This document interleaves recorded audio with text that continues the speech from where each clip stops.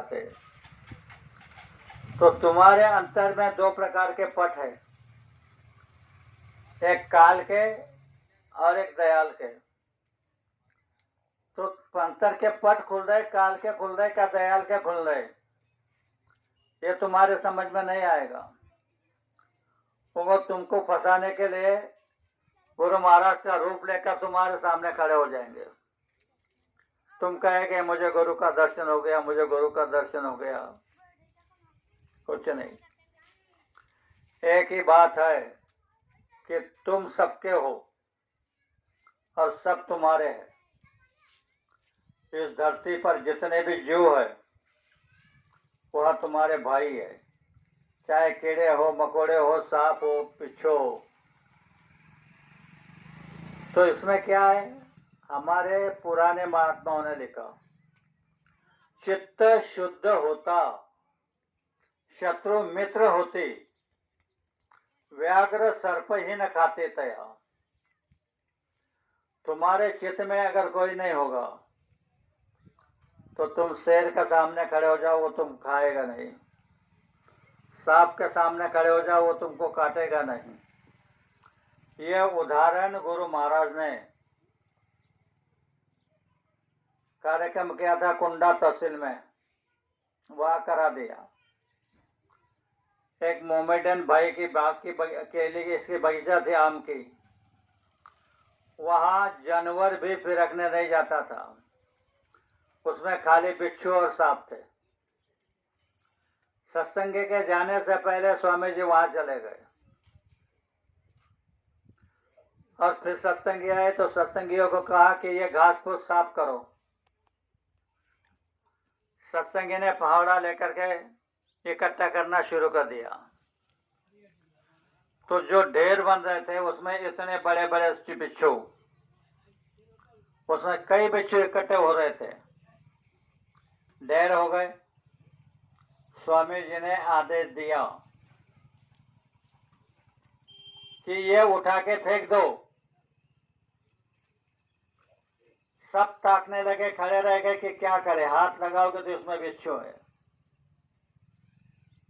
तो ये कब होता है, मालिक करा लेंगे तो होता है। तो मालिक ने एक आवाज लगाई, ऐ मैं क्या कह रहा हूं। सब थर थर थर थर करने लगे।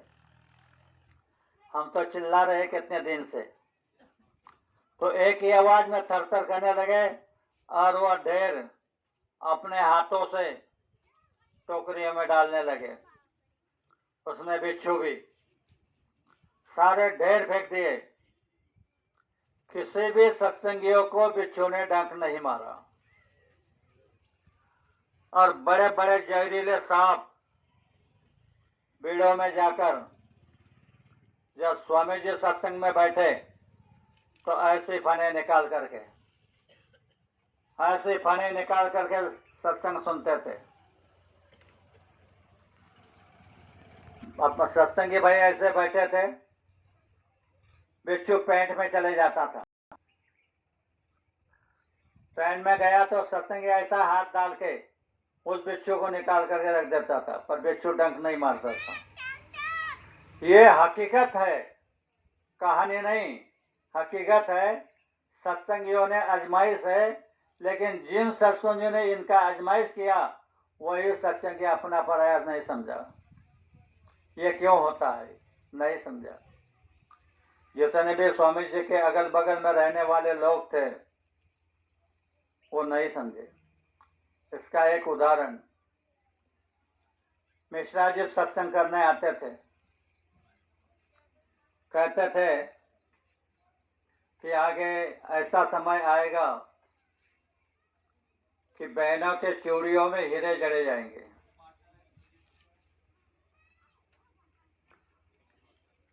और हीरे जड़े जाएंगे तो इस 32 में सोना बिक जाएगा। तो बोले जब हो जाएगा तब मैं आऊंगा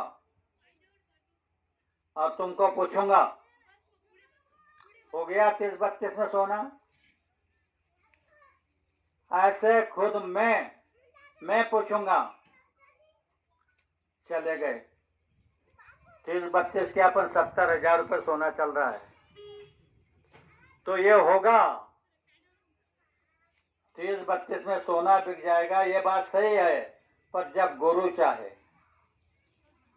तुम्हारे हमारे कहने से नहीं, जब गुरु चाहे, तो ये सब जब हमारा एक भाव हो जाएगा, पशु हो, कीड़ा हो, मकोड़ा हो, उनके ऊपर हम प्रेम करने लग जाएंगे, जैसे हमारे बच्चों पर प्रेम करते हैं। तो तुम जो चाहो वो गुरु करके दिखा देंगे। मेरी तबीयत ठीक नहीं है, इसलिए मैं ज्यादा कुछ नहीं बोलूंगा। इन भाइयों ने जो साधना शिविर लगाया था, तो इसका फल इनको अवश्य मिलेगा।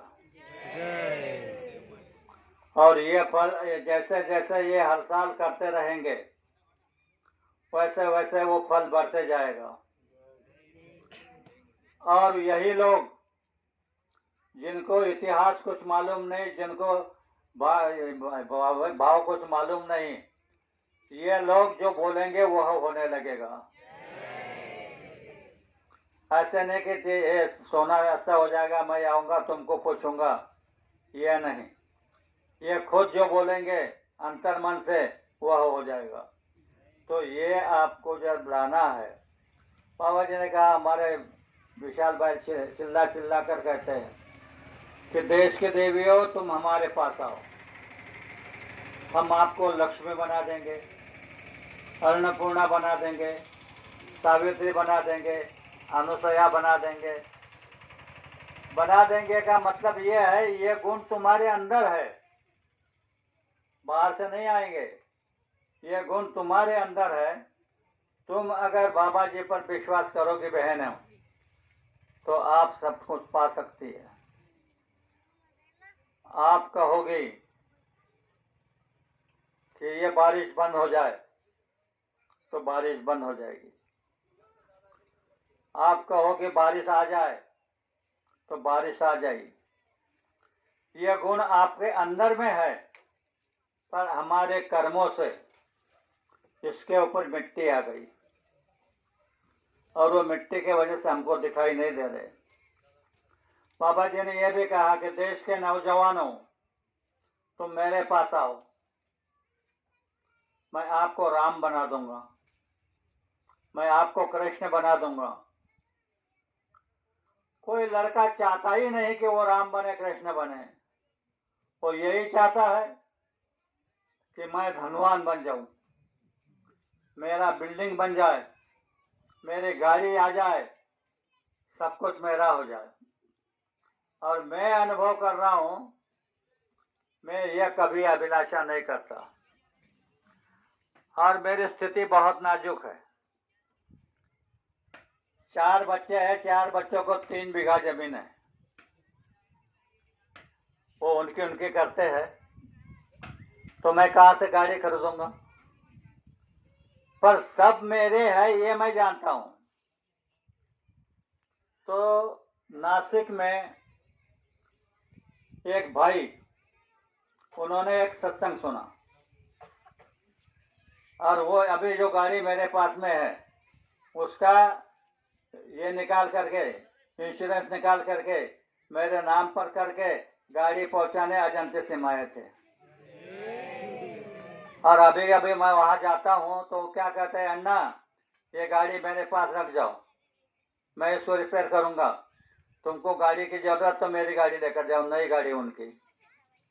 यानी गाड़ी वाड़ी वो देता है, तुम नहीं, वो देता है। जब इच्छा हो जाए उसकी, तुम उसके पसंद हो जाओ, तो गाड़ी तो तुम्हारे दर हो जाएंगी, कोई भी पहुंचाने आ जाएगा।